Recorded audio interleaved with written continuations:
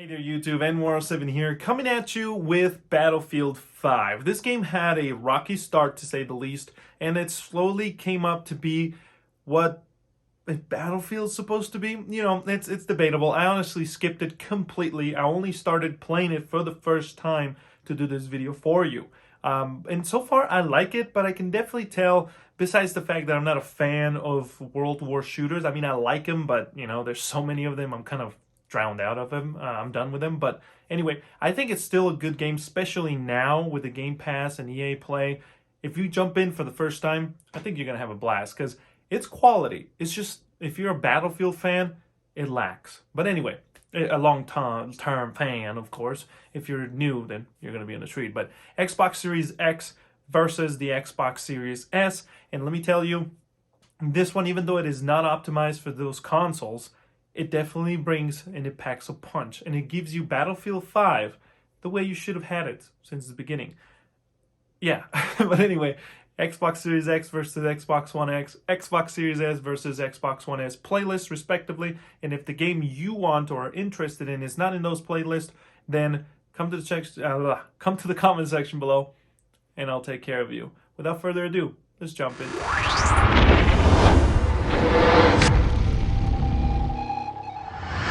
Alrighty, ladies and gentlemen, so here we go. Both games installed in the internal drive of the respective console, and we're looking at a nice less than 45 seconds from each device. That is something that carries over to loading into games and out of games. So I would say about 30 to 40 seconds to get into a game, of course, once your matchmaking is done. And then if loading back into the main menu or switching probably campaign missions and stuff like that, which makes, honestly, in my opinion, the definitive way to play Battlefield. I've always liked these Battlefield series. Of course, the start of Battlefield 5 is debatable, you know, not debatable, honestly sucked. But anyway, right now, as it is, I think it's a pretty good game.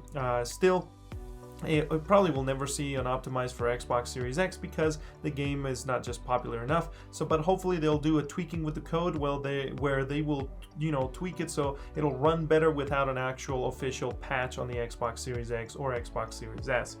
Sort of like Star Wars Jedi Fallen Order just got most recently an update. I invite you guys to hit subscribe and a like and a bell along the way if you like this kind of content, and come over to Twitch any day of the week and hopefully I'm on. If you hit follow on Twitch and hit notifications, it'll let you know where I'm on. But as you can see, we're loading in. I just wanted to show you how much quicker it loads between the consoles, which is not that much quicker, but it's quicker. Before I give you the frame graph real quick, which is a lock 60 pretty much most of the time, I wanted to tell you to come over to streamingliveacademy.com where we have a content creation PDF that we created for you so you can start your content creation career or hobby, you know, so it's not as anxiety inducing or whatever, and that way you know and understand what software to use, when to use it, and how to use it. But anyway, just come over to Streaming Live Academy and sign up for free. So here you go.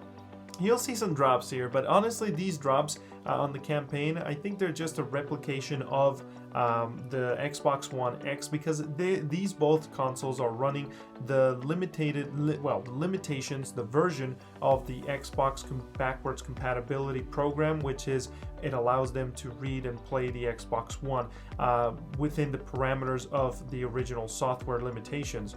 So 1080p on the Series S is what we're getting, pretty much sharp on the Series S itself, and then the Series X we're getting the 4K limitation that the Xbox One X had. Xbox One X did not reach that limit often. It pretty much stuck around 1800p and so on and so forth, but definitely the Series X is a much sharper image going up to native 4K, but still lowering between those bounds more than likely. Yet I do notice that it is sharper. The other thing is FPS, you're getting still 60, probably will never see 120 on this, and honestly I would rather them fix the server rate tick, not fix but improve it. Right now I think most games are locked at 30 Hertz, which is a joke. It should be 60 by default, and then hopefully 120 later on. But anyway, that's what we got on the Xbox Series X graphically. Performance, yes, you'll see some dips here and here, but with VRR or FreeSync, it's pretty much smoothes itself out, makes it so.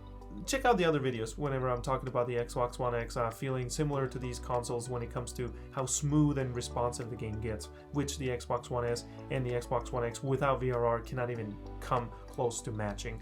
These consoles with VRR feel smoother than without it, but even then without it, they do feel better than the Xbox One X, even with VRR or FreeSync enabled. So anyway, that's pretty much the end of this. Graphically, no special effects here. Of course, the Series S is going to look not as nice. The texture quality is lower because even though it can more than likely produce, I would argue, probably not as a high resolution, but I would argue that the Series S can reproduce the Xbox One X high texture and higher texture stuff and whatnot, just not as the same resolution. It is limited by the backwards compatibility program, which is still a blessing in my opinion, better than what PlayStation's doing, honestly. But yeah, Series X, you're getting a higher texture and whatnot, and then the loading and poppings are pretty much gone on both, and the Series X will, well, just look nicer. But both feel just as smooth, and competitively, you're going to be getting a treat. But I'm ManWorld7, appreciate you guys' support and time. Any questions, let me know in the comment section below, and I'll see you all in the next video. Peace!